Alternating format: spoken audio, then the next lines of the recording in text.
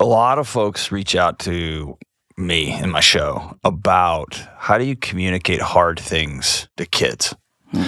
And how do you grieve well? How do you do some of these major things that we spend our whole lives trying to hedge and avoid, and they're coming for us all? And in your case, it's mom gets a call that she's got cancer when you're young. And the way you've told me that story, the way I read this story is really, if you look back, and she passed away when you were 30, right? Yeah, 2012. Okay. So it was 18 years of grief, basically? 18 years, yeah. I mean, she was diagnosed in September of 94, and things got really, really, really bad in 2006. Okay. And then those 6 years were just arduous and so Tough. hard and traumatic, yeah. And then after her death, the grief was just like nothing I've ever experienced. So I want to talk about hearing that as a kid, the best you can remember, and some wisdom you might have for moms and dads and brothers and sisters who are having to communicate this stuff. But then I also want to talk about what looks like, it read like a vice grip on your family of grief, and you start to find yourself waiting for what's tomorrow and what's this shoe's going to drop. That's it. And I find that when we are waiting for something bad to happen, whether it's, he's cheating on you and you haven't said anything, you have to have this conversation with your parents or your romantic partner, that. You're probably going to lose your job, or job's getting dicey, or your boss is asking you to do stuff in a trajectory that you're going to end up crossing a line you don't want to cross. Whatever is going on in your life. We think that if we hedge it, if we somehow worry about it, if we somehow build up this protective wall, that when it happens, we'll be all right. We'll have a safe landing. Talk about, this day's coming, and then it hits, and there is no hedge, right? None. Talk about that. Yeah, well, I didn't anticipate that day coming. I thought she was going to be healed. I thought a miracle was going to happen. So you in your soul, this is going to work out. Yes. Okay. And yet, the anticipatory grief. Your body knew. Oh, yeah. And so is it fantasy? What is it a place that you went? I don't know. Because I hear that all the time, over the last 20 years, I sit with people whose kids are about to pass away, and they're like, no, this kid's going to be healed. Yep. I'm looking at the doctor's notes, I'm like, they're not. And if they are, let's celebrate that when that happens, because we got some preparation to do, right? Yeah. Is that a protective measure? Is it I can't go there? Or is it no, the sky's blue and mom's going to be okay? No, definitely it wasn't like I'm denying the reality of what's happening. It was a deep and abiding faith, and I think it was self-protection and survival, because if, I'm just trying to wake up every day and live as normally as possible, this doesn't have to be as blistering as it really is as a young adult. Yeah. Looking back, so she's been gone, it'll be 12 years this fall. I think in my early 20s, there was some immaturity that I just didn't know how to approach this. And now looking back, I'm like, I wish I would have maybe considered this or done this differently. I didn't get to say goodbye to her. Okay. And why not? Well, so she passed when she was alone in the room. Okay. And she was in a coma for a lot of the last 6 weeks of her life. And I never thought I'd have to say goodbye to her. So I never did. That unmasked another level of trauma and pain after she actually did pass, dude. As though, what would have saying goodbye have given you? I don't know. Not at all peace or closure, but... Yeah, that's what I'm like, you know what I mean? It's... A level of, at least where I can put a period on the sentence, that the finality of this is a real thing. It doesn't take away from the harshness of the finality, but it does put a period on the sentence. In other words, not doing that perhaps could have exacerbated a level of trauma I experienced after her death. Gotcha. I am so okay saying this. I think I moved through the grief process too fast, too quickly. Okay. And in a way, it caused complicated grief in my life. There you go. Okay. And what does that look like? What is grieving right versus moving too fast? Stuffing the grief for me was trying to normalize or get back to normal in a way in the other domains of my life without recognizing that I'm living with this scar. Like everything is different now. Yes. Moving through grief is so necessary, and it would have been better for my neurophysiology, for my mental and emotional health, for my spiritual health. I don't think I would have had as many panic attacks a day as I did. Yeah. I'm not saying I avoided the grief process, but I think looking back, I would have handled it differently now. You're right. The moment somebody in your life gets a cancer diagnosis, there's no going back. There's only forward. The moment somebody passes away, right, there's no life to quote unquote reclaim. There's a new life to be lived, but everything from that day forward is new.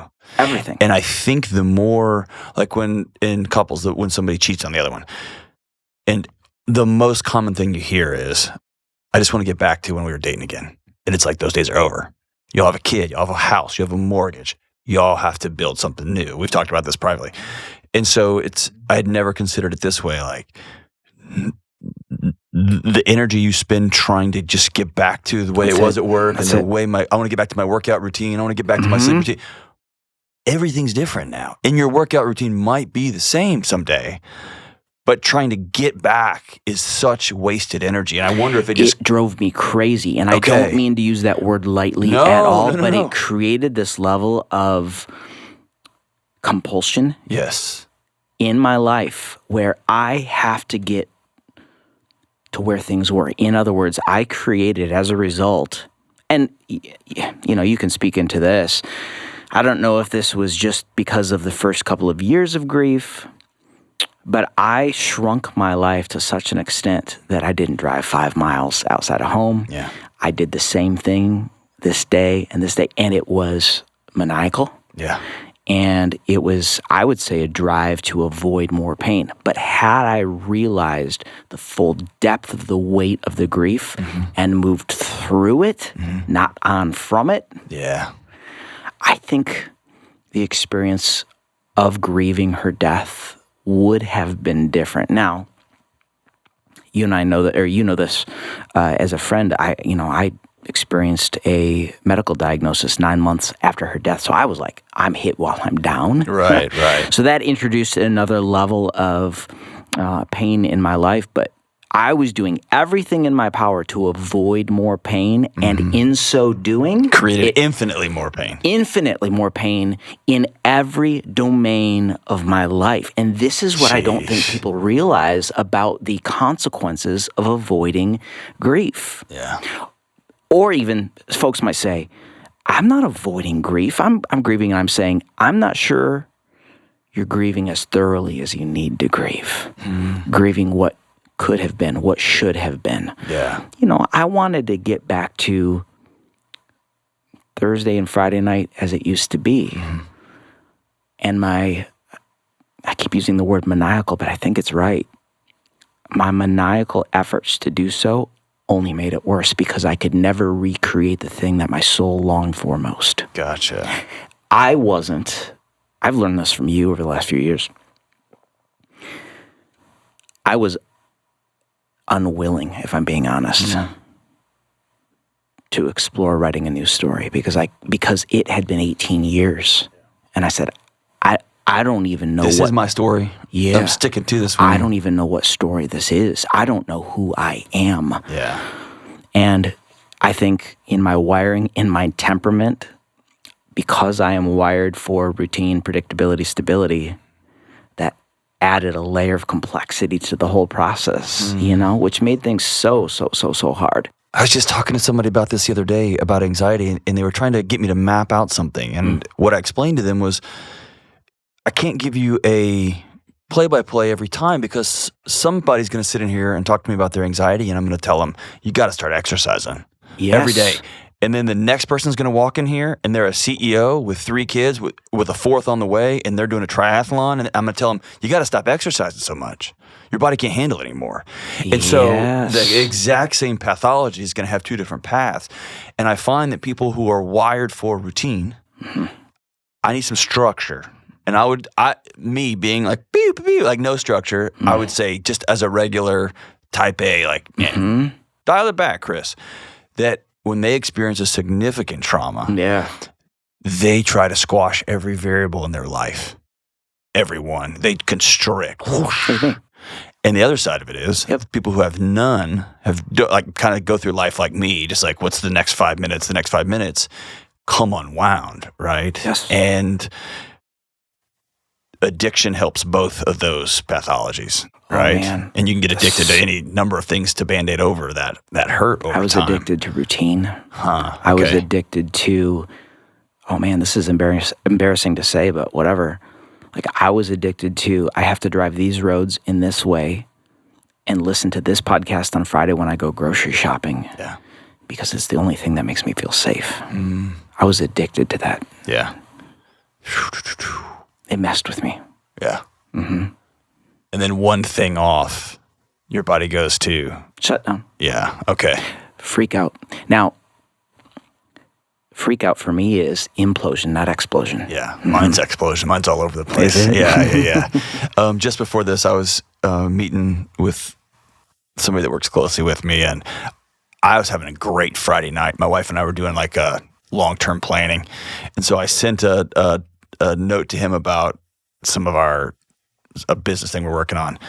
And he met with me this morning. He's like, dude, are you spinning out again? And I was like, no, but that's the world I've created for him, right? I explode. I'm like, everywhere. Yeah. Very similar. And it wasn't, but you implode and I explode, which is very similar.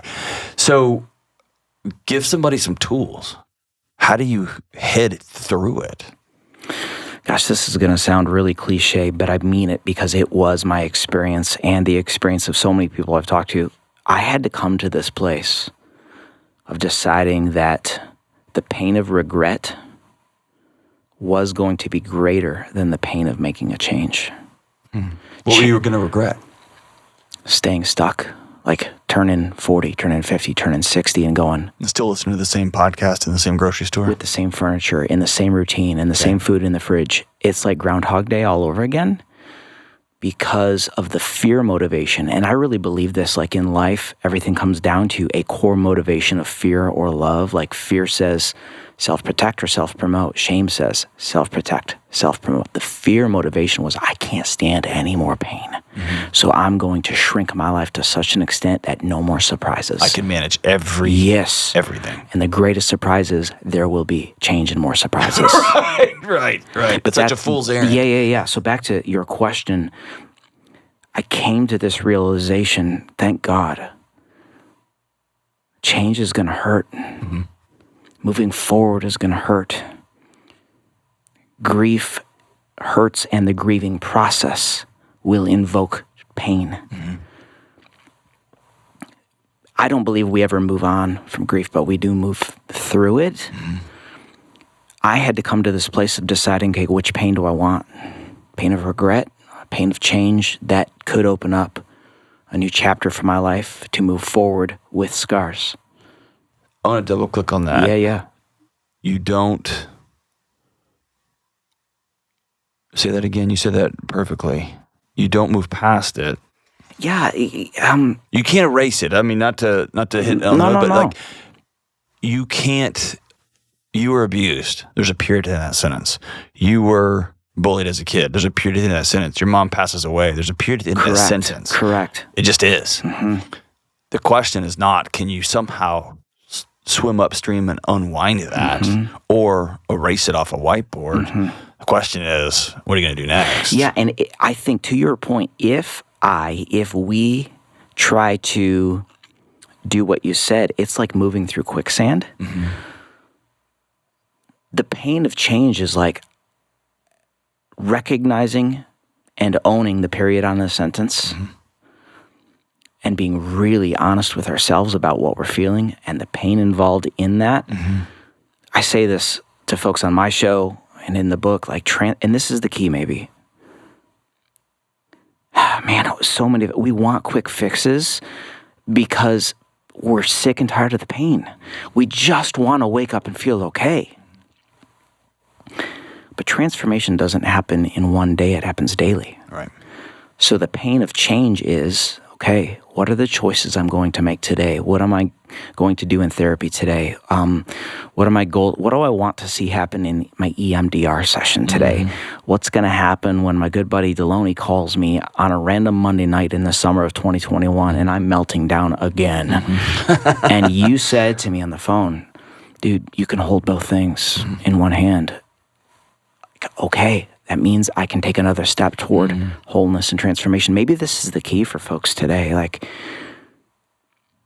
the goal isn't to move on, it's to move forward. Yeah. In my mind, the semantics are different. I think it's a powerful statement. Because it happened. It happened, and that's what the fear motivation says. Chris, don't admit that it happened. Delony, don't admit that it happened. Because if you can ignore the fact that it really happened, you can live in a padded life, so to speak, and avoid the pain of the realization, which is going to give you a faulty sense of security, because eventually something's going to happen, and it's going to hurt even more when the rug gets pulled. So it's almost like admitting it happened in a future tense can mean it could happen again. Something. And something will happen again. It happened to me 9 months after she died. Right. And we can't absorb that, so we're just going to lock it down. Yeah. And I think tell me if this is bad advice, because my mom's in her 70s, but she's still with me. My dad too. Yeah. I almost want to encourage people when they are walking through the nightmare to do opposite George Costanza. And that's an old Seinfeld reference. But going back to sometimes I'm going to tell somebody who's got anxiety, stop exercising so much. I'm never going to say none, but it's some I'm going to say, you got to get a program. Yep. In my world, the greatest gift I can give myself when I'm grieving is structure, high structure. You will go to the store on Friday. Yep. You will listen to this show on Friday. Yep. Because that's going to give me an operating manual, because I don't live with one. It may be in your situation that I'm going to loosen the reins a little bit. I'm going, because that's where my default setting is. That's where my body's going to try to protect itself. And the only way through this thing is pretty raw-ended, right? It's just, I got to go through it. Yeah. And so you, my friend, are calling me in X month saying, I got to do this, I got to do this. I'm going to tell you, I want you to just go to the opposite. I want you to shop on Saturday night. And I want you to not listen to any podcast. Just go with no music and feel how uncomfortable that is. And me, I'm going to tell myself, you got to stick to the same routine for 30 days and you cannot deviate it, or you have to send $1,000 to the opposite political parties, right? I'm going to make myself do this thing, right? I don't know if that's great advice, but... Is that about carving new neural pathways? Like, I think... Building new structures, building a new narrative, allowing... Is that what I hear you saying in a way? But it goes back to the thing of... What I told you on that one day, like, hey, you can hold it both. Oh, yeah. I didn't even know how to do that. I know, but it rang true. And it's the same as my coach in high school saying, or in college saying, you can take this next lap faster. Yes. And I don't think I can, but I trust that guy, right? And I think doing the hard path, doing the opposite thing my body's trying to do to circle the wagons to protect me, I'm teaching myself, I don't have to do that. I can live with structure, or I don't have to listen to the same podcast every day. And I can almost be like, it gives me an opportunity to see through the fog and to, again, be curious, not judgmental. Like, I can. Yes. I'm going to be curious about when my body's trying to protect me on this random Thursday morning. Mom has passed away. I'm in a dark black hole of grief. But I don't have to go to the store today. I can go, I'm just going to, you know what I'm saying? Like, oh, I see what you're doing. We're good. But for me, it would say on my list, it says we're going to exercise, so we're going to go for a walk. You know what's interesting about that is my sister is my best friend. We're super close. Our experiences, we had the same life experience, but we expressed the grief of it differently. Oh, yeah. She is way better in the spontaneity than I am, and she would encourage. I remember right now her saying, just come out come out, just come out with us, hang out. And I was like, no. Yeah. I wish I would have. Yeah.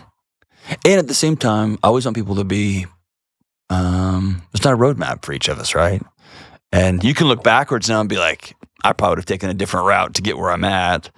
Well, that's it. It's like being compassionate with younger Chris, because we're going to have to be compassionate with future Chris at some point, right? Well, what a great statement you just made, because like physical health, like what we feed our bodies, there's no silver bullet. We need to listen to our bodies. The biochemistry is different. Like carnivore might not work for everybody. Right. So in the same way, what I hear you saying, and this could be a sort of a take-home, I'm receiving it as a fresh take-home for me, is like we need to be willing to explore the specificity of who we are and lean into that, to grieve well, to try things that will move us in our uniqueness forward, not on. Is that? Yeah. And I think I've found some guideposts being like, usually when somebody passes, there's a strange undertone of anger. Like I didn't realize I was mad at my mom for getting cancer and leaving me. And then you feel guilty for being angry. And so I've never had somebody circle back. Not someone's usually not going to circle back and tell me this, but no, I actually had no anger at all. And I can't believe you had asked me to write a letter to them telling me that you're mad that you're not going to ever see my grandkids one day, or that I'm mad that you're not going to be at my 50th birthday party, or whatever the picture is. That there's usually a sense of powerlessness. Like I needed to have been there to tell you goodbye. I needed to have Googled the right thing that would have come up with the one doctor in northern Seattle that can solve this problem, whatever. And then the third one has been, as you mentioned, I want you to know, mom, dad, husband, wife, here's who I'm going to become. And this is where I'm headed. And it's almost your body's way of saying, the most common thing I tell people is, dude, let your mom go. Right? Let her go sleep. Let her feel rest. that right now. Does that make sense? It's this sense of like, I'm going to keep holding, because if I do these healing things, then she's for sure gone. And sometimes our pain, tell me if this resonates, holding the pain is the way I can keep her embodied. Oh, okay. So I'll pull the curtain back. It's a little nuanced for me. I never was angry at her for whatever weird reason, because she was in such a helpless state in the last 6 weeks of her life. I felt like she was still in trouble, and I couldn't help her more. Okay. So hearing you say that, it's like, I can't even reach her now, and how do I know she's okay? Yeah. Which makes me feel like, well, worse. Yeah. It's that powerless feeling, right? Powerless is exactly the word. Yeah. Which is why I had no, like, here we are. Dude, I had no plans of this because I'm not actively grieving her anymore. Yeah. But I wonder how many of us, because it resonates with me, have these subconscious narratives of powerlessness and self-protection. And because they're subconscious, we think it's just Tuesday. And we come to this moment of realizing I didn't know I was living this narrative of powerlessness until I did realize I was. Yeah. Now what do I do? Well, I don't know. It's the story of, if you read scripture historically, what made it so bananas was gods were ruthless. Oh, man. And this God is saying that if you take a knee and you go on behalf of, like, that's the road to pass. And it's the Obi-Wan Kenobi, right? Like, if you strike me down, it's that submission, right? It's that. Oh, man. No, powerlessness is that's the path towards now you can't touch. Now you can just take on anything, surrender. Right? It's surrender. But that's a horrifying thing when your mom is sitting right there, right? I mean, that's a horrifying thing. I'm surrendering control of outcomes, dude. You can't. You have to. That's it. Since I was a little boy, surrendering the control, the perceived control of outcomes has been one of the greatest challenges of my life. And, even in the last 12 months of my life, you and I have talked privately about stuff that I've walked through in the last 12 months. And there it is again. Yeah.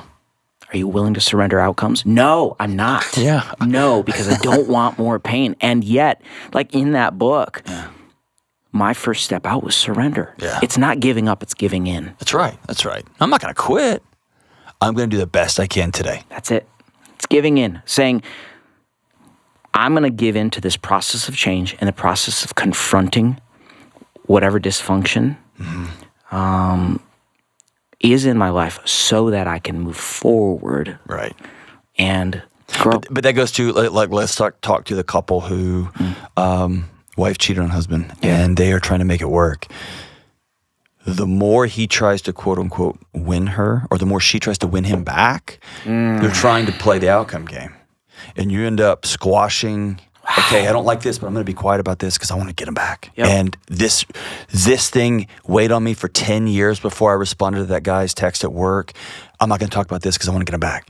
And you end up just getting right back in the cycle. And so it's that idea like, no, I'm going to wake up and do the best I can today. And most of us don't know our limit. Most of us are capable, and this is true in the physiology research when it comes to like weightlifting, when it comes to like VO2 max, when it comes to relationship stuff. We're capable of more than we think we are most of the time. And then I know there's always a single mom with 3 kids, like, and I want to tell her, no, you're maxed. You're maxed, right? Right. So, but most of us could do more. And are capable of more. I'm not doing more, but we're capable of more.